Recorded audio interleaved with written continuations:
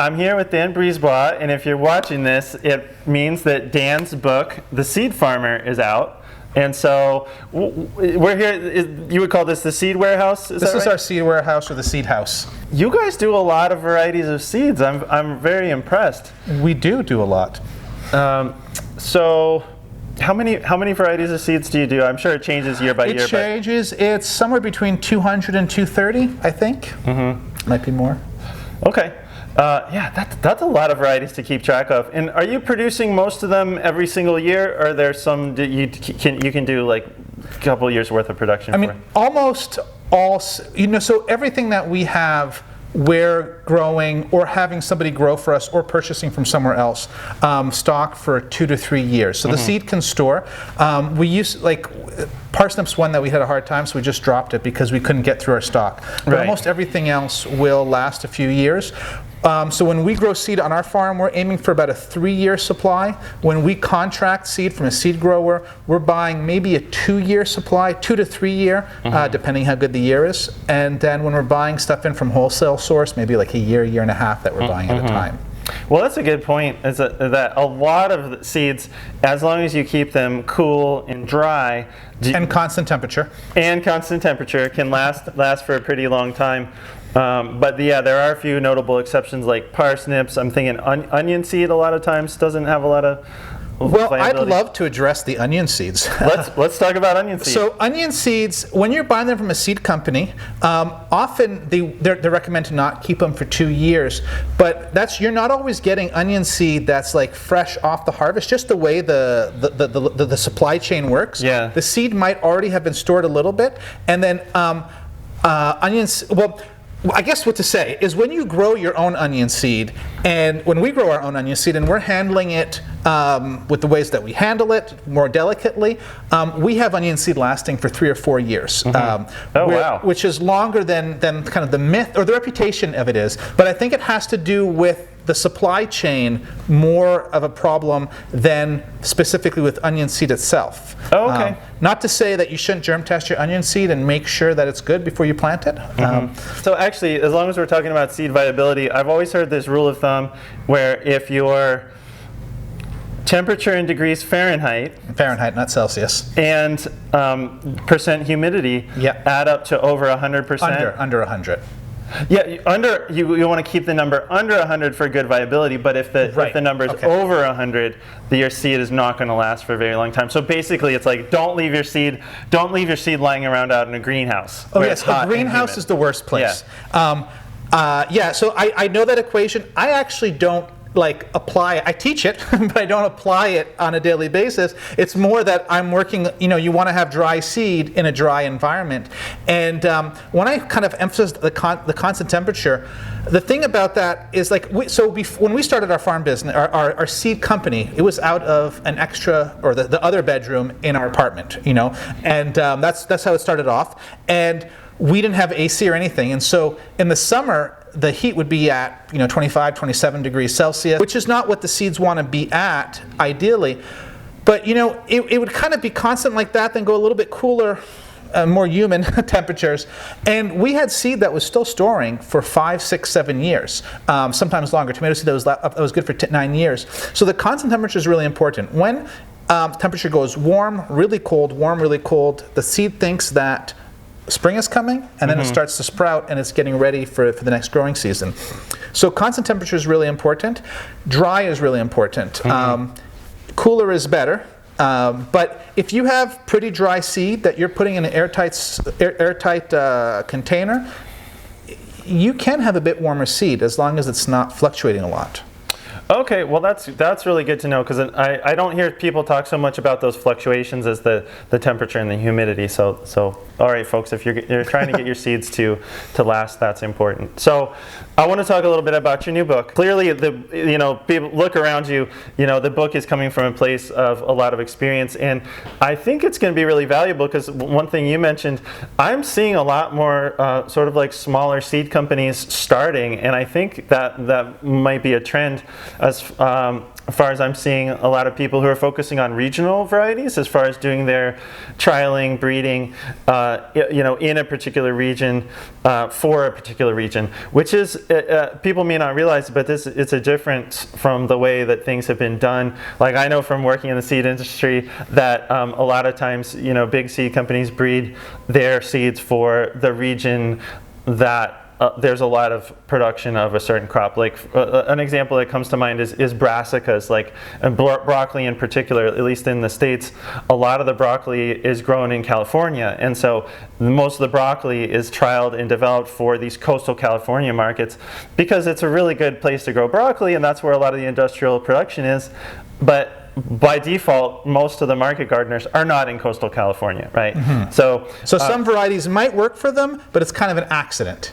It's an added bonus. It's not that they weren't the people who were intended to be to the end user. Right. So people, it means that a lot of times growers have to do almost like their own on-farm trialing to find out if a particular variety that may be sold is even going to work out for their farm. So I see that as a very positive development.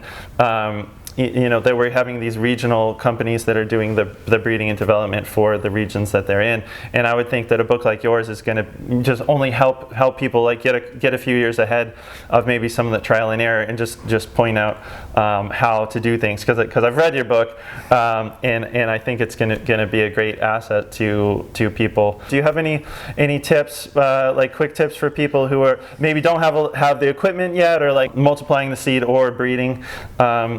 Well, so in the book, the book's broken up in 3 sections. And the beginning is kind of like when you're new to seed, when you get going. And the middle is, crop by crop. And then the end is when you've been growing seed for a while and want to become more of a seed steward. And so if you're getting into seed, one of the things I really am emphasizing is don't get overwhelmed.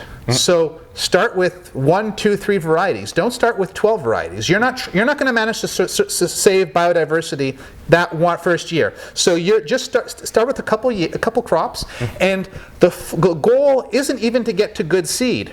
The goal is for you to see what a growing seed looks like, and touching seed looks like, and harvesting seed looks like. So that's kind of the beginning of the book, is trying to encourage you to be gentle with yourself and learn how seed goes. And I think that's true with anything that you're adding to your farm. You have your farm doing all kinds of stuff, and when you're adding a new venture, start small. Start carefully, whether it's seed or something else. And so seed, don't worry too much about cross-pollination. Don't worry about population size. Don't worry about how clean you can get the seed. Do what you can do with a couple crops in a way that's not too stressed out. Learn from it, and then the next year you can grow some of that seed out. And now, depending what crop it is, if you're growing tomatoes, it's probably going to do very well. If you're growing peppers, it's going to do very well. If you grew something like squash and you didn't worry about isolation distance, maybe, and I warned that in the book, like you're going to have a problem later on. But it'll still be fun to see what happens. But kind of grow out some of that seed the next year, but don't grow all your crop from your saved seed. Grow a little bit of it, and then it's by harvesting the seed and growing it out, and then harvesting a bit more. That's how you get into it, and then over time you can increase the number of varieties you do. So that's what I would highlight, is the starting small and not getting too big too quick, and being forgiving with yourself.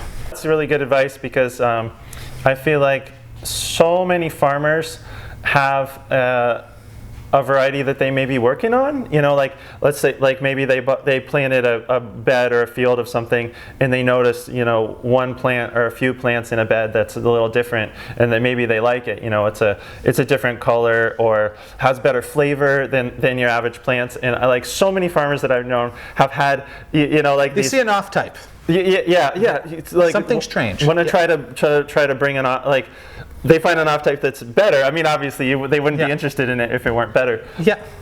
So I feel like a lot of farmers that I've known have these like a Friday afternoon seed projects. Just to kind of carry on what you're saying, like, so let's say you're growing 100 pepper plants out. Yeah. And you bought the seed in, and there's 1 or 2 that are different. And it's possible that it's dirty seed, that it's 2 varieties that were accidentally mixed in the seed house. But it's also possible there's a chance cross-pollination the year before, and what you're seeing is a new, it's a new what do we call it? It's an F1 hybrid that's coming there, and so you can harvest the seeds from that pepper and then grow them out, and you can get all kinds of diversity out of it. And so it's exciting to look for those things to take advantage of them, and it's really fun to see the diversity that comes out of a crossed-up plant. And it's maybe a little bit too much fun, and you kind of get carried away with it. Farmers are so tied up with the breeding and the genetics, whether they know it or not. I bet it'll be useful, even for people who don't want to start a seed company and just maybe want to have a couple varieties that they want to save back, or one variety that they noticed as an off type or something, and want to maybe like develop it. Or even just if you have a variety on your farm that is really important for your marketing, and you're buying it from a seed company, you're reliant on them. Now, if it's a hybrid seed, you can't really replace that. But if it's a open-pollinated seed and you're able to grow your own seed, then you're not worrying about supply chain disruption. Either a crop failure, or it gets sold out, or maybe a pandemic shuts down borders and things aren't going across them. But if you're growing your own seed of the varieties that are really important for you, it's gonna make your farm more resilient. So in the book, the third section has a whole section about selecting varieties to maintain them so they do as well as the variety you have, or improving it so it adapts better to your area, your harvest techniques, but also even like creating new varieties from kind of what you're talking about, like these chance crosses. And yes, there's a whole section kind of on that. And then I get into some of the crops that we have and examples that we've done on farm, and what it looks like in the end. Okay, well, I'm going to say whether your goal is to breed a brand new variety, or maintain a variety that you like, you get Dan's book. It is great. I read it. We're going to. I appreciate the endorsement. Well, yes, your publisher sent me an advance copy so I could check it out. It's great. In fact, that's how I decided that we're going to carry it at Growing for Market. So our own little plug. You can get it from Growing for Market or wherever fine books are sold. It's going to be there. But subscribers do always get 20% off all books, including the Seed Farmer. So we'll have it at Growing for Market because I think so highly of it, and I hope it does inspire more people to start regional seed companies and do some breeding and seed saving. And just even if you're growing one or two varieties, this book is still good for you. You don't have to start a regional seed company to take value from this book. So.